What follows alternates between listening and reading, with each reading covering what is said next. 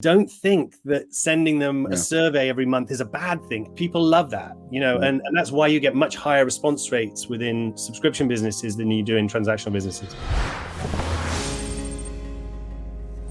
Hey everybody, welcome to a Friday Live. I'm your host, Chris George, chairman and co-founder of SUBTA. Super exciting day today. I got Dave Cobban, who is the founder of Unbreakable and the former GM of NIKE's Adventure Club, who's on today with me. Dave, thanks so much for being on. Chris, it's a pleasure. Always good to speak to you. Yeah, thank you again. And I know we had a great conversation a few months ago. And in that conversation, I was like, oh man, I need to get you on the show here. But for those of you watching, Dave helped build NIKE's Adventure Club subscription. Was with Nike for over 10 years, right? Yep. Dave, yep. And so he helped build that subscription and get it to where it's at today. And Dave's going to give us some insight on some of that growth and tell us more about that business.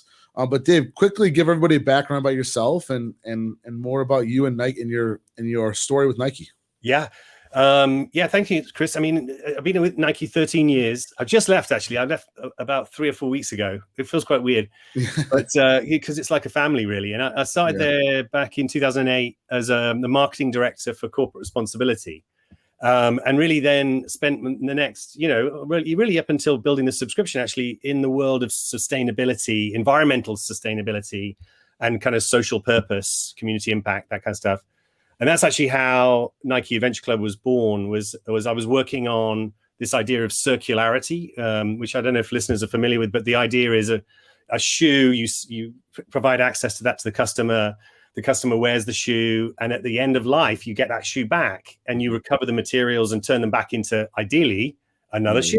Shoes, yeah. And that's the kind of holy grail of sort of, sustainability, the future of kind of saving the planet.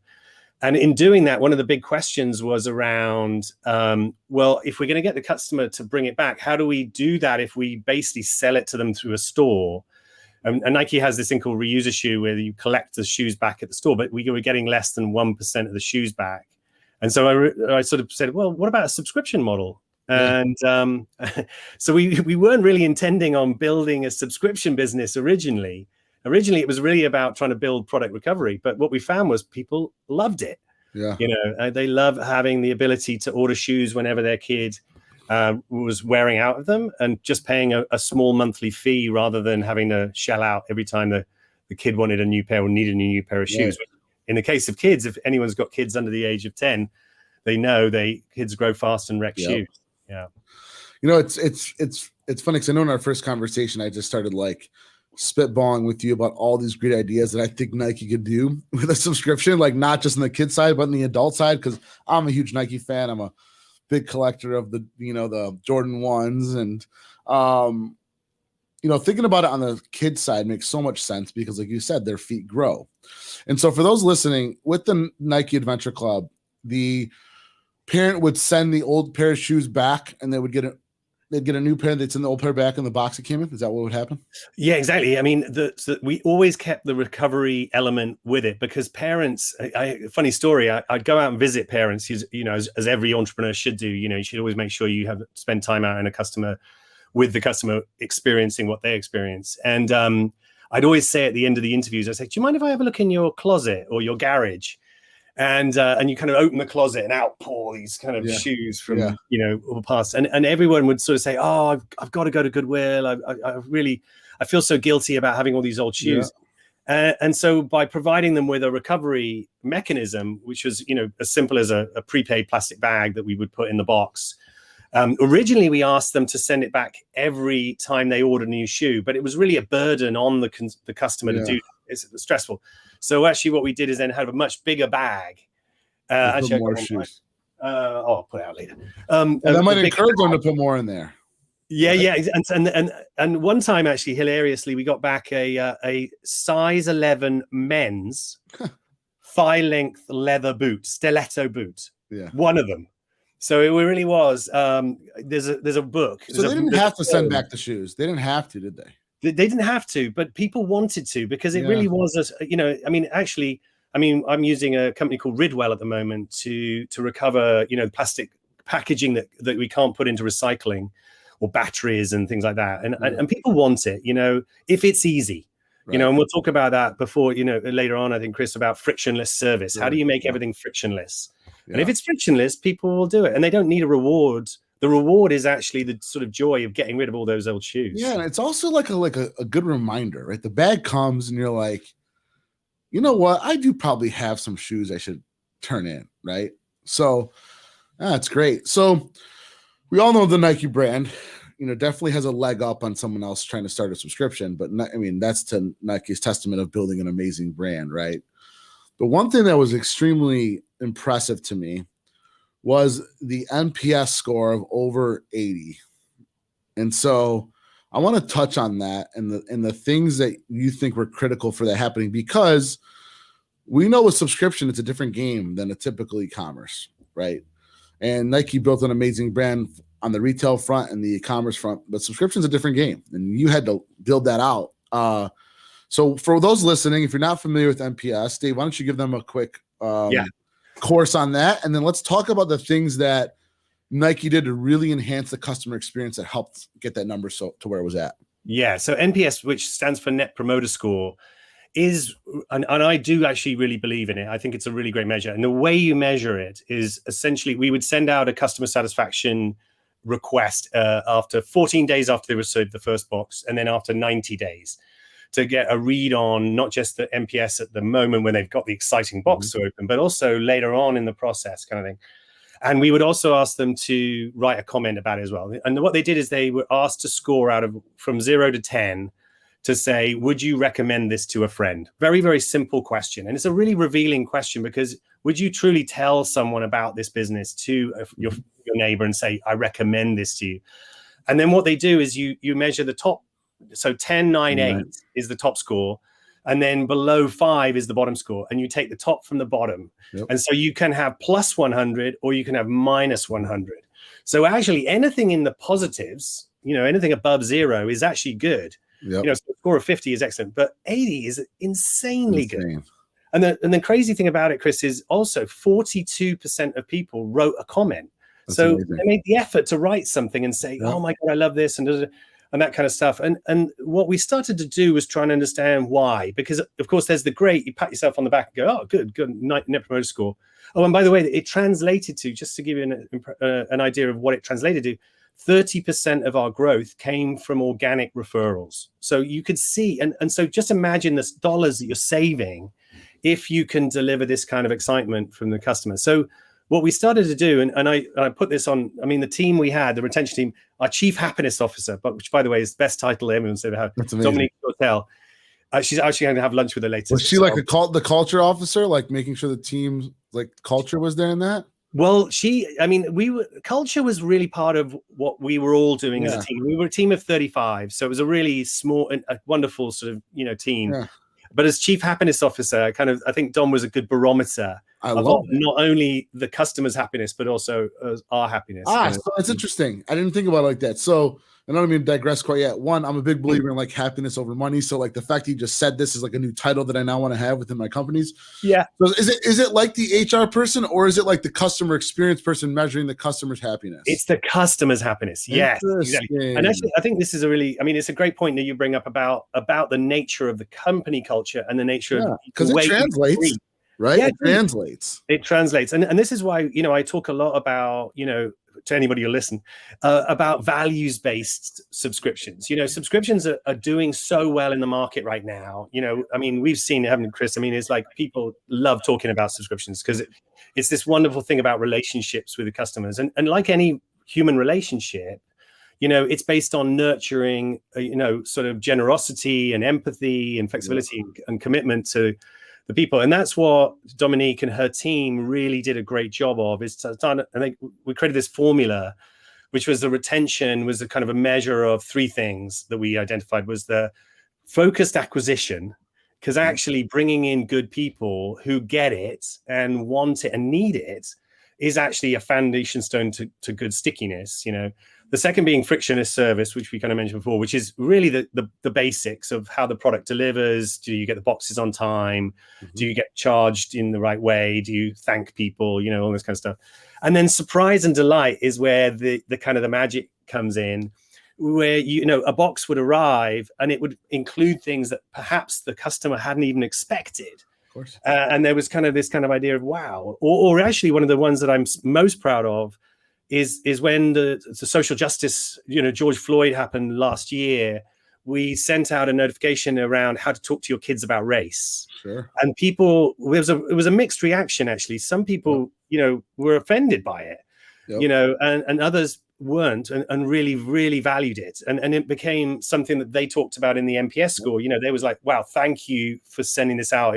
I didn't know how to approach it. Right. But you've given me something really special that I can give to my kids as almost like a bonus, you know? You know, so gosh, we touched on so many things there that I think we could jump into. One of the things I want to jump in really quick on was you mentioned the Discover Delight. And the reason why I want to talk about it is because it was last Friday, I think, I had a really good conversation with two market research professors, one from NYU, one from Tel Aviv University. And we were talking about consumers don't like to make decisions. So when they're ordering, you're essentially making a decision for them. And that's where this Discover Delight comes in. And they might have gotten something that they would have never initially bought themselves, but now they have it, so they're excited. Now, back to your other point of including these other things like the George Floyd matter, you're sort of enhancing the experience, right? Which is now helping increase the NPS score. What were the things, though, overall that you think were the greatest attributors to the high NPS score? And, oh, by the way, you like NPS, so do I. But there's an argument that says, and I want to get your input on this, that it really should just be a yes or no answer. So would you recommend this to a friend or family, yes or no? Because there was something about the sliding scale and the numbers, right? You know, what are your thoughts on that? Like they're saying the 6, 7 don't really matter. And whether they pick 8, 9, or 10, it's the same, isn't it the same effect? And if they pick, right? So do you think it should be just a yes or no? Have you thought about that?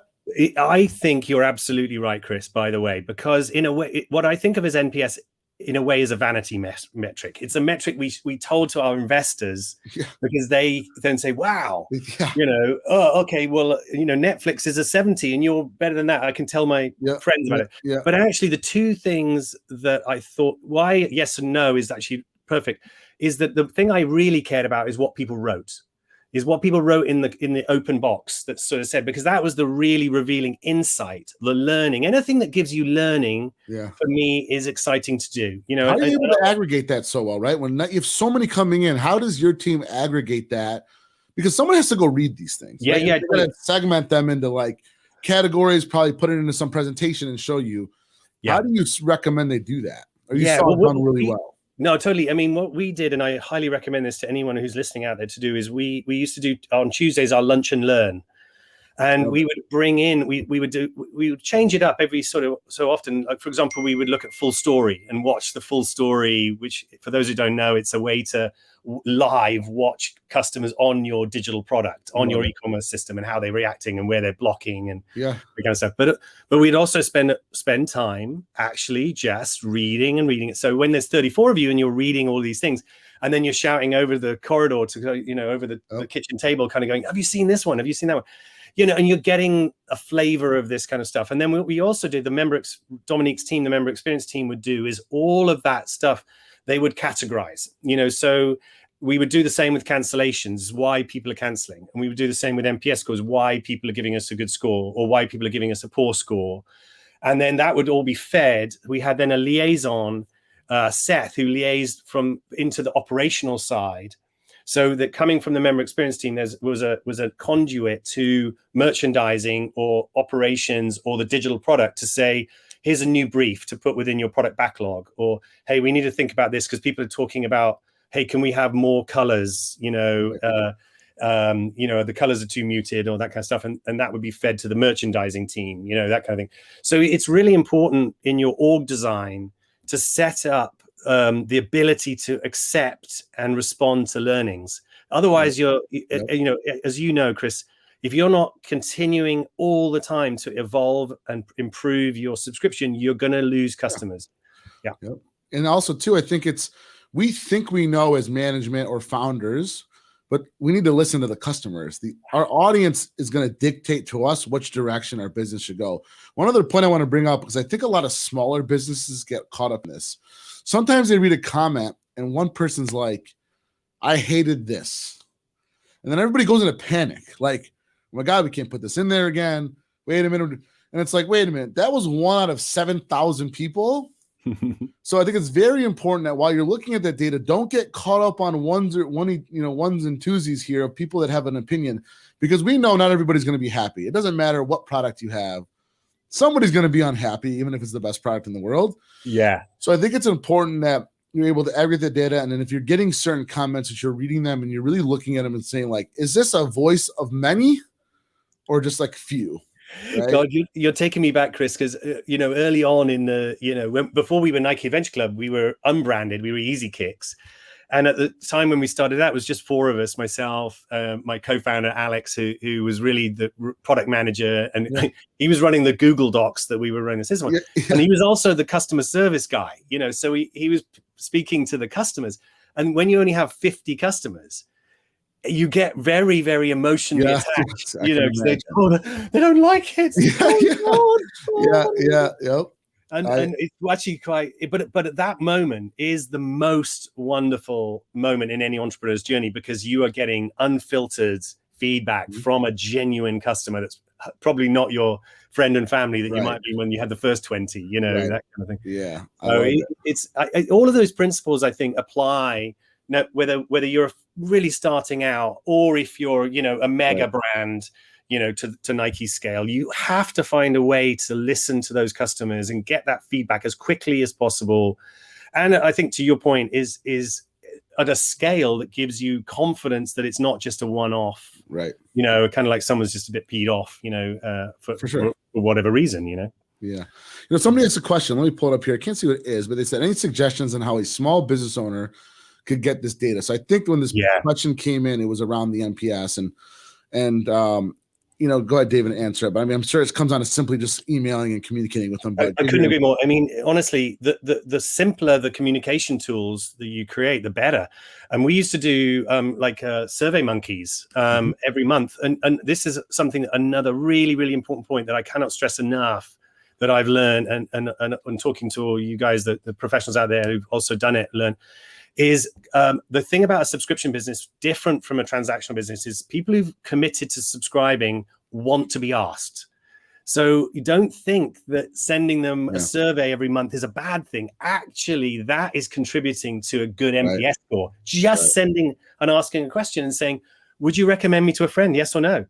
Actually, that is, people love that, and that's why you get much higher response rates within subscription businesses than you do in transactional businesses. And sometimes you can be strategic about it. Like if you send a delivery confirmed email, throw it in there if you need to. Yeah. Right now, I recommend always, especially with the curation sort of subscriptions, sending out a survey where everybody rates each item that came in that box, because you want to gather some of that data, which makes better decisions for the future.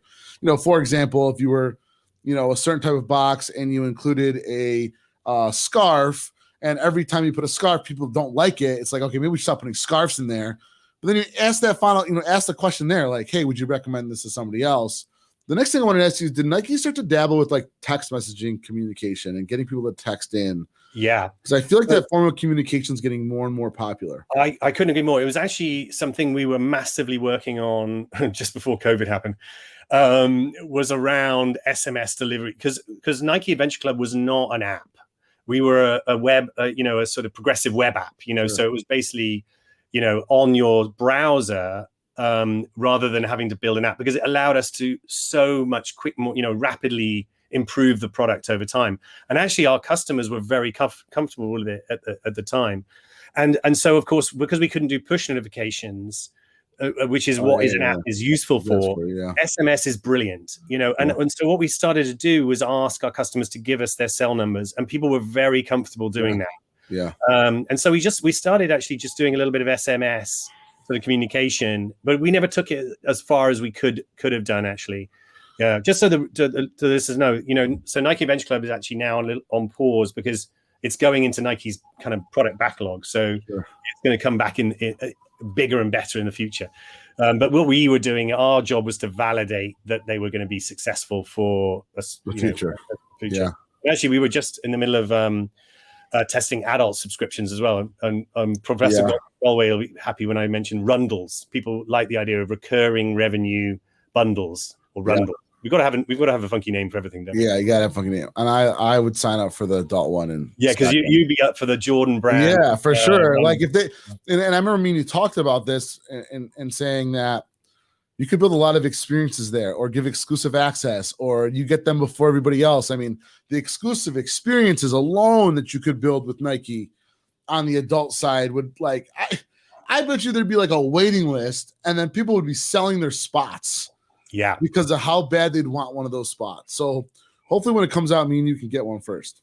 Yes, exactly. We'll leverage some relationships and make that happen.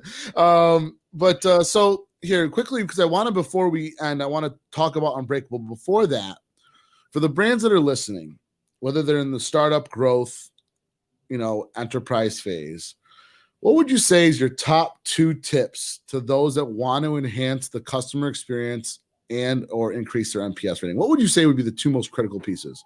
Yeah, I with the number 1 tip that I give everybody is always acquire for retention.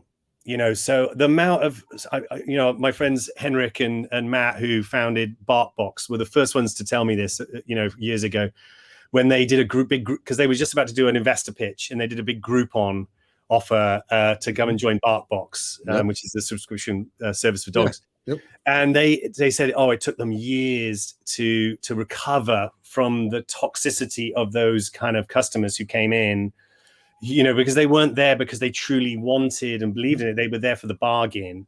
And it serves a very short-term purpose to juice the numbers, but in the long term, it's a terrible, terrible thing to do. So I highly, highly recommend that the relationship of our chief happiness officer, who's all about retention, and our chief marketing officer, who is all about acquisition, they've got to work together. And so feel comfortable that the metrics that you're pushing towards from an acquisition point of view, you are going to have to spend more money to acquire a customer than you would to just sell a good. Yes. And don't worry about it. ROAS is always going to be more.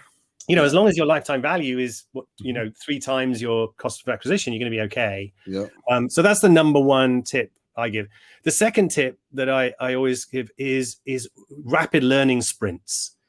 So every Tuesday when we were doing our kind of lunch and learn, we would sort of say, what don't we know? And we kind of build these kind of lists, and we'd have this just a whiteboard full of the stuff we don't know. And then the challenge was for folks to go, how can we quickly and cheaply find out the answers to these things, ideally in a do way, where a customer has to do something. So you mentioned before about the boxes, for example. One of the things that we used to do was to send out different things in boxes. So a quarter of the boxes would have one, like a drawstring bag. A quarter of the boxes would have a water bottle. A quarter of the boxes would have something else. You get feedback. And then you get the feedback. So it's very rapidly learning what sort of gift kids like. You can do that in 1 month, in one cycle. You know that for the future, which helps retention. Yeah. So if you're sitting at home sort of twiddling your thumbs going, I've got a great business, then you're not working hard enough. Right. You got to be out there improving it. I want to jump on your first tip, because it's near to heart to me for a lot of reasons. One, back in the day, they used to say you'd Groupon yourself out of business because you get caught in this Groupon hole where you needed that to drive the revenue. So, like, 1, we need to get rid of that. 2, I have this belief, again, this was my conversations with these professors. So, like, I'm like so grateful. I've been blessed with the ability to like go speak in front of different colleges. Well, in that, I meet a lot of professors, and like, while they're talking to me and excited for me to talk, I don't think they know how happy I am to talk to them, because like they're like the silent geniuses that like have all this data and stuff that like they're just so smart to me. And like, I wish that I could like have professors that were just on the clock all the time. So, but we were talking about if we could just eliminate the coupon code spot off of every brand. And for a couple of reasons. One, as you mentioned, when you do a bargain deal, you get a lower quality consumer, which gives you much less LTV. And you want the higher quality consumer, the one that's going to spend the money and going to stay on. But 2, what happens when someone sees a coupon code spot? They inherently go and search for NIKE Adventure Club coupon code. And they end up on Retail Me Not, or they try to find one somewhere. And if they don't find a coupon code, there's this like legitimacy of potential purchase regret. Like, did I get the best price? And so, like, I wish we could all just agree and eliminate the coupon code spot. Yeah. I talk about Apple. If you go to apple.com, there's no coupon code spot. Why? It's Absolutely. never. Yeah, we didn't do it like as well. You know, the ubiquitous 10% off if you give us your email address. Mm-hmm. You know, we don't do. I don't believe in that either. I'm so glad you just said that. Yeah. Yeah. And I promise you, when we were doing the NPS scores and when we were doing cancellation reasons, price almost never came up. Never was the issue. And yet, well, we were not, you know, we were essentially charging the customer $60 for the shoe, which was $60. The reason why you subscribe, a value-based subscription is not why people need subscriptions. You know, it's because they want curation or they want access or they need replenishment or they budget management. Yes, I get that. And people you would talk about NIKE Aventure Club as affordable, because you're making it very easy, 20 a month. And so it's really easy. You don't have to think about it. Don't have to think about it. Makes sense. Yeah. I mean, God, you just hit, Dave, I'm letting you know, you hit a lot of things on the nail there that are very, very smart, and not enough brands are thinking about it. It makes sense as to why you had so much success with Nike. So that's what we're going to do. That's what we're going to do, Chris. We're going to raise all tides. We have to. We have to. So let's take these next few minutes. Tell everybody what you're doing now, and tell us a little bit about Unbreakable. Yeah, so Unbreakable is it's basically a sort of, I hate calling it a consultancy, but it's a support network. It's a support network for sustainability. Well, actually, yes, answers every subscription practitioners, and I'm doing it with partnership with Matt Fiedler, who a lot of listeners might know as the founder or co-founder of Vinyl Me Please, which is awesome. And if you're not subscribed to getting your vinyl every month, you should. Yep. And he's stepping back and becoming just chairman of Vinyl Me Please. And he and I both sort of said is like, we've, spent the last 20 years odd, building subscription businesses, and we know a ton, and we love to help other people improve. That's kind of really what it's all about. And we absolutely, the subscription brands we love are the ones that are really solving a customer problem, and that have elements of kind of culture, value-based subscriptions. They care about the customer, and that's really kind of clear. And that if they have a learning culture, or they want to have a learning culture, that's what we help improve as well. So one of the things that Matt and I have been doing quite a bit of is with org design. Is when you're a small company, what do you need? Yeah. And then when you become bigger and bigger and bigger along the way, that's what we're pretty good at along the way. So I love it. We'll work with you, Chris. Yeah, we're gonna chat. I know we're gonna chat about that. You're the subscription godfather. No, come on, I'm overrated. So I think that's great, Dave. If somebody wants to get a hold of you, let's say if anybody's interested in talking to Dave or Matt about building their subscription business, how can they get a hold of you?